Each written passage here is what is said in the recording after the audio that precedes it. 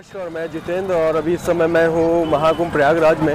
और पूर्णिमा का स्नान होने के बाद आज 13 तारीख है और 13 तारीख को जो है वो एक बहुत ही महत्वपूर्ण जो स्नान होता है कल्पवासियों के लिए वो है।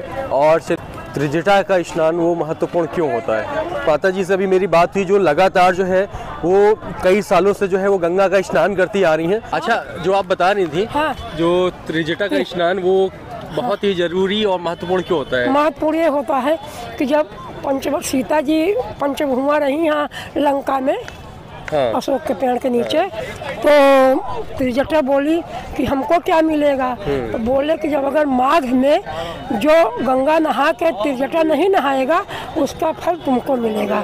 माघ में और कार्तिक में भी जो त्रिजटा नहीं नहाते, हाँ। उनका 1 महीना का फल नहीं मिलता। तो जितने भी इसलिए त्रिजटा नहा के ही जाना चाहिए। तो जितने भी कल्पवासी आते हैं, मतलब कि माघी पूर्णिमा का स्नान होने के बाद त्रिजटा वाला, हाँ। जो है वो जरूरी होता है सभी के लिए। बहुत जरूरी होता है, लेकिन बहुत लोग नहाते हैं, बहुत लोग चले जाते हैं। और जरूरी है ये शास्त्र में है, पुराण में है। तो यानी कि जिसको जानकारी नहीं होती है तो वो ऐसे ही चला जाता है, हाँ। और जिसको जानकारी है वो नहा के जाते हैं। और ये जो दशाश्वमेध घाट है, ये यहाँ पर जो है लोग आते हैं, ये स्नान करते हैं, तो इसकी कुछ जानकारी आप देंगे हमें? जानकारी इसकी ये है कि प्रथम यज्ञ जो ब्रह्मा जी किए थे प्रयाग में, वही से इसका दशाश्वमेध नाम पड़ा है। इसी से प्रयागराज इसका नाम पड़ा है कि प्रथम यज्ञ ब्रह्मा जी सृष्टि के रचयिता यहीं करे थे। तो देखिए, जो त्रिजटा का स्नान है जो आज 13 तारीख है वो बहुत ही ज़रूरी है और बहुत जरूरी है। कोई नहाया ना नहा, लेकिन बहुत लोग नहा के जाते हैं। त्रिजटा का मान बहुत है, नहीं इसका फल 1 महीना का नहीं मिलता। तो जो भी कल्पवासी रहते हैं, इतना समय देते हैं, उनका सब बेकार हो जाता है। हाँ, लेकिन 2 हिस्सा 3 नहा के जाते हैं। अच्छा। हाँ। तो देखिए, बहुत ज़रूरी है कि जिनको भी जानकारी होती है तो वो माघी पूर्णिमा के बाद जो है वो त्रिजटा का जो स्नान होता है वो करके जाते हैं। और इस समय जो है मैं महाकुंभ में सबसे जो अच्छा घाट बना हुआ है वो ये है, ये दशाश्वमेध घाट है, जहाँ पर इस समय भीड़ कम हो चुकी है। और ये सामने जो अगर आप देखें तो ये इसका पहला नंबर का गेट है, इधर दूसरा है, और ये सामने जो है वो मंदिर है।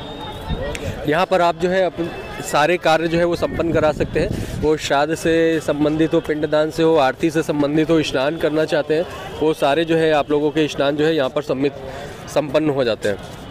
तो जितने भी लोग हैं, जो भी लोग सुन रहे हैं या इस वीडियो के माध्यम से आप तक अगर ये जानकारी पहुंच रही है, तो ध्यान रखिएगा कि अगर आप लोग रहते हैं और कल्पवासी जितने भी आते हैं, उनके लिए जो ये त्रिजटा का स्नान है वो बहुत ही ज़रूरी होता है और बहुत ही महत्वपूर्ण होता है। तो चलिए अब चलते हैं, अगली वीडियो में आपसे मुलाकात करेंगे और चलेंगे इस क्षेत्र के अंदर, जो कि अब धीरे धीरे पूरा जो है वो खाली हो चुका है। मैं आपको भी दिखाऊंगा कि जो भीड़ है वो पूरी ख़त्म हो गई यहाँ पर। तो अगर आप ये सामने देख रहे हैं तो ये पूरा जो है ये महाकुंभ का पूरा क्षेत्र है। और इस समय जो है वो पूरी की पूरी जो व्यवस्था है वो उससे बहुत सारे लोग खुश भी हैं। और जो गंगा जी का लेवल है वो भी अब थोड़ा सा कम हो गया है और लोग जो है वो स्नान करके जो है वो जा रहे हैं। तो मैं आपसे जानकारी दूंगा कि आप जो है अगर यहाँ पर आ रहे हैं तो आप कौन कौन से घाट पर स्नान कर सकते हैं, आप लोगों के लिए कौन से घाट अच्छे बने हैं, और आप लोगों को अगर पहुँचना चाहते हो तो कैसे पहुँचेंगे। तो वीडियो में नए हैं तो चैनल को सब्सक्राइब कीजिएगा और अपना प्यार दीजिए, वीडियो को लाइक कीजिए, शेयर कीजिए, और कुछ भी जानकारी चाहते हैं तो कमेंट कीजिए। धन्यवाद।